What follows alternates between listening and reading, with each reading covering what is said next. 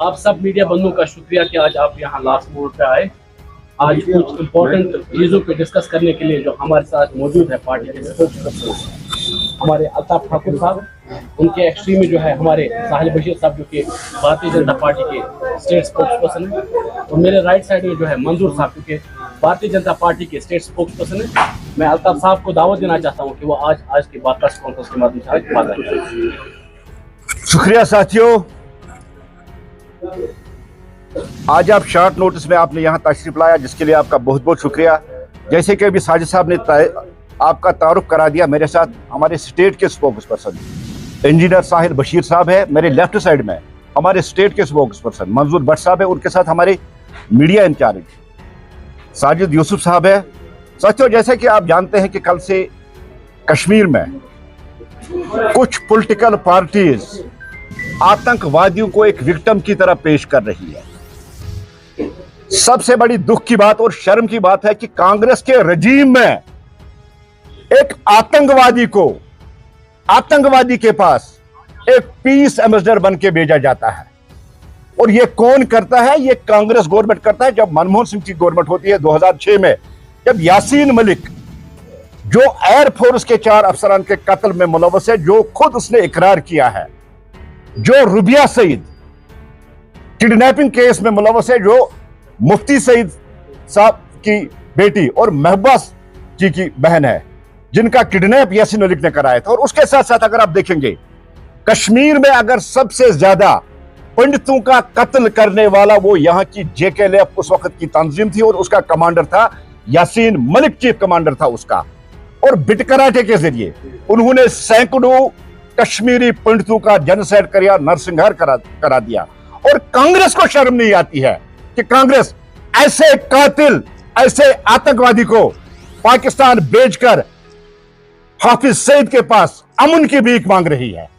यह है कांग्रेस की स्ट्रेटजी, और यह रहा कांग्रेस का एक स्टैंड जो उन्होंने पाकिस्तान के साथ हमेशा उठाया था।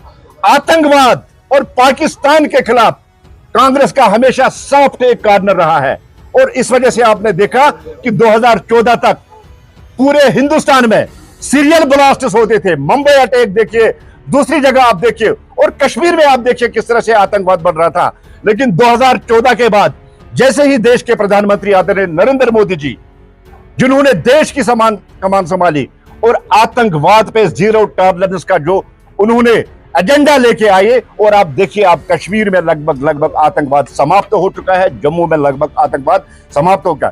साथियों, सबसे बड़ा क्वेश्चन है कि कांग्रेस यासीन मलिक जैसे खूंखार आतंकवादी, जो कातिल है, जो दहशतगर्द है, जो बंद है, उसको पार्लियामेंट हाउस में रेड कारपेट बिछाकर उसका वेलकम करती, उसको खीर और बिरयानी वहां खिलाती है। और मनमोहन सिंह उसको शुक्रिया अदा करते हैं कि आपने सबसे बड़े आतंकवादी, देश के सबसे बड़े दुश्मन हाफिज सईद के साथ बात की और अमन की भीख मांगी है। क्या कांग्रेस को अपनी आर्मी पे भरोसा नहीं था, अपनी पुलिस पे भरोसा नहीं था, जिन्होंने हजारों की तादाद में कुर्बानियां देकर यहां आतंकवाद का समाप्त कर दिया? और आज आप देखिए, भारतीय जनता पार्टी का स्टैंड आतंकवाद के लिए उड़ी हुआ, हमने बालाकोट कर दिया, पठानकोट हुआ, हमने एयर स्ट्राइक की, पहलगाम हुआ, हमने ऑपरेशन सिंदूर के जरिए पाकिस्तान को 24 घंटे के अंदर अंदर घुटनों के बल टिका दिया। और पाकिस्तान के अंदर 100 किलोमीटर घुसकर हमने दहशत की फैक्ट्रियों को तबाह व बर्बाद कर दिया। और हाफिज सईद, अजहर मसूद और जितने भी दहशतगर्द वहां जो बड़े बड़े दहशतगर्द है, वो चूहों की तरह आज दिल में छुपे हुए हैं। यह भारतीय जनता पार्टी और कांग्रेस के स्टैंड में फर्क है। और वही कांग्रेस जिन्होंने यासीन मलिक को एक विक्टिम की तरह पेश किया, और कल ही आप देख रहे राहुल गांधी के अंकल सैम पडोट्रा, उन्होंने कहा पाकिस्तान मेरा अपना मुल्क है, मेरे अपने मुल्क की तरह लगता है। कांग्रेस की पॉलिसी जो है वो हमेशा देश के खिलाफ रही है, वो देश की सिक्योरिटी के लिए खतरा है, देश की एकता के लिए खतरा। इसलिए चाहे सैम अंकल हो और राहुल जी का मणिशंकर अय्यर हो, या देश के उस वक्त के प्रधानमंत्री मनमोहन सिंह, जिसने यासीन मलिक का वेलकम करके उसको खुशामदीद कह दिया कि यासीन साहब, आपने हाफिज सईद से अमन की भीख मांगी। क्या इतना कमजोर हिंदुस्तान को वो समझ रहे थे कि उनको एक आतंकवादी के पास पीस का एम्बेसडर बनकर उन्होंने उसको भेजा है। और आप देखिए यहां की रीजनल पार्टीज कल से यासीन मलिक को एक विक्टिम की तरह पेश करें, जैसे वो मजलूम है, उसने कुछ किया नहीं। आप एफिडेविट देते हैं, उसका मतलब नहीं कि आपके कत्ल माफ हो रहे हैं। आपने खुद इकरार किया है मैंने 4 एयरफोर्स के ऑफिसरों का कत्ल किया। आप इकरार कर रहे हैं, रुबिया सईद जी आपकी आइडेंटिफिकेशन कर रही है कि यही वो दहशतगर्द है जिसने मेरा किडनैप किया। आपने पंडितों का नरसंहार किया, कश्मीरी पंडितों को अगर कश्मीर से भगाने में अब अगर किसी का सबसे बड़ा हाथ है वो जेकेएलएफ है, यासीन मलिक है, क्योंकि वो जेकेएलएफ का चीफ कमांडर था। और कांग्रेस की नीति देखिए, कांग्रेस की आप राजनीति देखिए, चीप पॉलिटिक्स देखिए कांग्रेस की।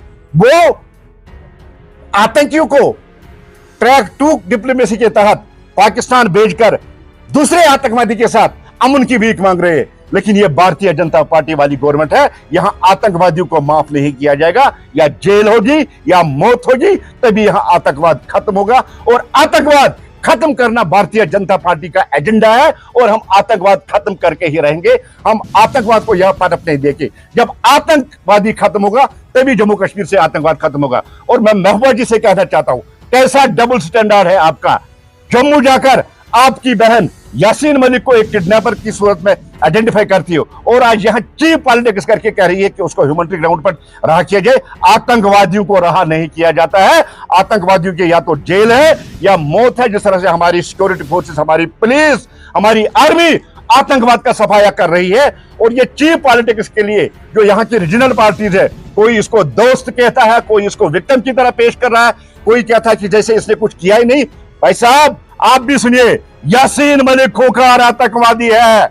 उन्होंने कत्ले आम किया कश्मीर को जलाने में, कश्मीर के अमन को डिस्टर्ब करने में, कश्मीर के अमन को खराब करने में, पत्थरबाजी में उस पर केस चल रहे और उसने खुद इकरार किया है। इसलिए आतंकवादियों के साथ कोई हमदर्दी, कोई रियायत नहीं बरती जाएगी। ये मोदी जी वाली गवर्नमेंट है जहां जीरो टॉलरेंस ऑन टेररिज्म है और टेररिज्म खत्म करके ही भारतीय जनता पार्टी दम लेगी। हमने पहले भी कहा, अब भी दोहराएंगे, आतंकवादियों के लिए कोई रास्ता नहीं होता है। आप एफिडेविट दीजिए, आप माफी मांगिए, उसका क्या मतलब है? आपके कत्ल माफ होंगे? आपने सैकड़ों पंडितों को यहां कत्ल किया है, आपने पंडित को यहां से भगा दिया अपनी सारी जमीन से। वो पूरे हिंदुस्तान में बेचारे इधर उधर फिर रहे, कहीं रहने का उनका ठिकाना नहीं है। क्या आप माफ करने के लायक है? ये महबूबा जी हो, कांग्रेस हो, इनकी हमेशा जो पॉलिटिक्स रही है पाकिस्तान, हुर्रियत और टेररिज्म के इर्द गिर्द घूमती है। क्योंकि डेवलपमेंट, विकास, उसका एजेंडा ही इनके पास नहीं है। ये महज वोट पॉलिटिक्स और चीप पॉलिटिक्स के लिए हमेशा 3 मदूप है। एक आतंकवादी टेररिस्ट के मजारों पे जाके रोना, एक पाकिस्तान की बात करना, दहशतगर्दी की बात करना और हुर्रियत की बात करना, इसी पे इनकी पॉलिटिक्स हमेशा रही है। लेकिन भारतीय जनता पार्टी इस चीज को कभी भी न एक्सेप्ट करेगी और न करने देगी।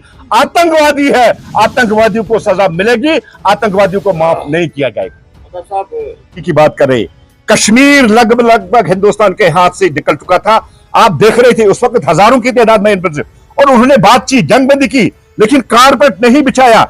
अमन का एम्बेसडर भेज के पाकिस्तान एक दहशतगर्द के पास उसको नहीं भेजा है। ठीक है, कोई भी आके कह सकता है कि मैं वायलेंस छोड़ के मेन स्ट्रीम में आ सकता हूं, उसके लिए तो हमेशा पार्टी ने दरवाजे खुले रखे। लेकिन उसका मतलब नहीं कि जो उसने कत्ल किए हैं, जो उसने जुर्म किए हैं, जिस तरह से उन्होंने कश्मीर को जलाया, उसके गुनाह माफ किए जाएंगे। जिसने भी जो गुनाह किया है उसको उसकी सजा मिलेगी। उन्होंने एफिडेविट में लिखा है कि वो अडवाणी जी से भी मिले थे।